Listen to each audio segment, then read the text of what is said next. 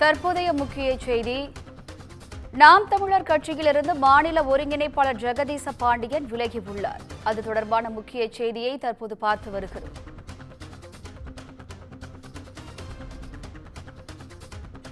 நாம் தமிழர் கட்சியிலிருந்து மாநில ஒருங்கிணைப்பாளர் ஜெகதீச பாண்டியன் விலகியுள்ளார். கட்சியிலிருந்து விலகுவது குறித்து 5 பக்கத்திற்கு நாம் தமிழர் கட்சி தலைமை ஒருங்கிணைப்பாளர் சீமானுக்கு அவர் கடிதம் எழுதியுள்ளார். அதில் வலதுசாரி தத்துவங்களின்படி சீமான் செயல்படுவதாக ஜெகதீச பாண்டியன் குற்றச்சாட்டை முன்வைத்துள்ளார். மிகச்சிறந்த ஒழுக்கமுள்ள தலைவன் இல்லாவிட்டால் அனைத்தும் கேலி கூத்துதான் எனவும் ஜெகதீச பாண்டியன் குறிப்பிட்டுள்ளார்.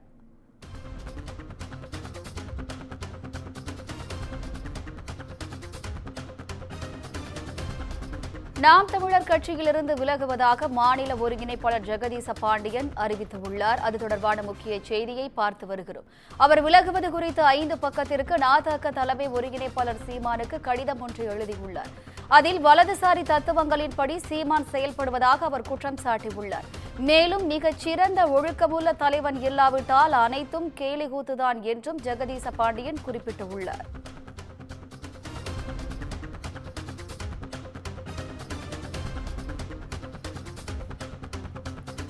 நாம் தமிழர் கட்சியிலிருந்து விலகுவதாக மாநில ஒருங்கிணைப்பாளர் ஜெகதீச பாண்டியன் தெரிவித்துள்ளார். கூடுதல் விவரங்களை தலைமைச் செய்தியாளர் சிவா வழங்க கேட்கலாம். வணக்கம் சிவா, கூடுதல் விவரங்கள்.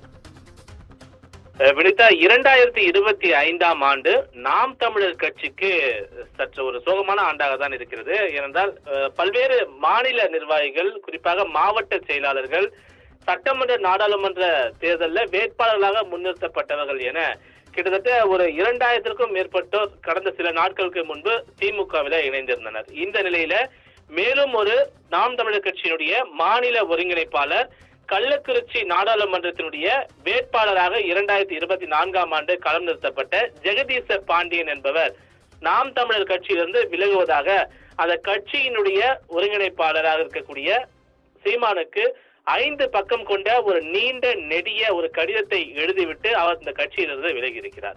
குறிப்பாக அந்த 5 பக்கம் கொண்ட அந்த கடிதத்துல அவர் குறிப்பிட்டிருப்பதை நம்ம சுருக்கமா பார்க்கணும் அப்படின்னா, கிட்டத்தட்ட நீண்ட ஆண்டுகளாகவே தமிழ் உணர்வை முன்வைத்து தொடங்கப்பட்டிருக்கக்கூடிய இந்த கட்சிக்கு தற்போது தமிழ் உணர்வாளர்கள் என்பது குறைந்திருக்கிறார்கள். கட்சியினுடைய தலைமை மேல் இருக்கக்கூடிய அதிருப்தியை அதிகமாக வெளிப்படுத்துகிறார்கள். கட்சியில் இருக்கக்கூடிய பல்வேறு விஷயங்கள் தொடர்பாக கருத்துக்களை தெரிவித்தால் அந்த கருத்துக்கள் கட்சியினுடைய தலைமையிடம் கொண்டு போய் சேர்வதற்கும் அந்த தலைமை காதில் வாங்குவதற்கும் தயாராக இல்லை என்பன போன்ற பல்வேறு கருத்துக்களை அவர் குறிப்பிட்டிருக்கிறார்.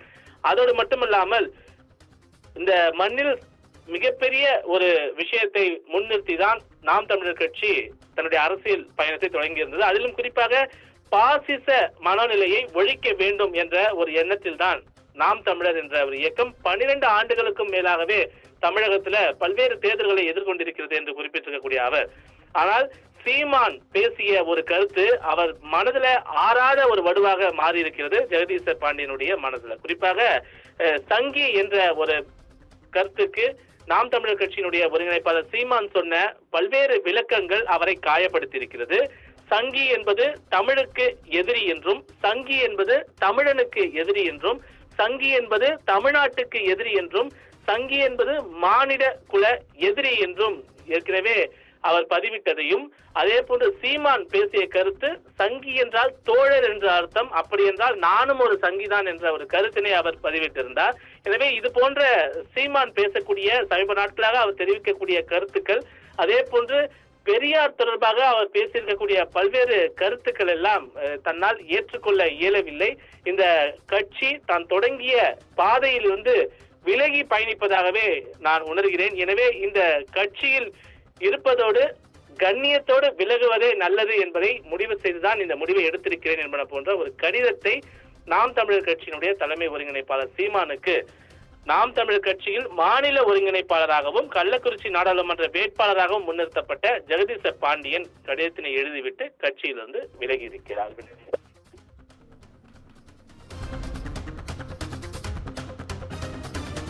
விவரங்களுக்கு நன்றி சிவா.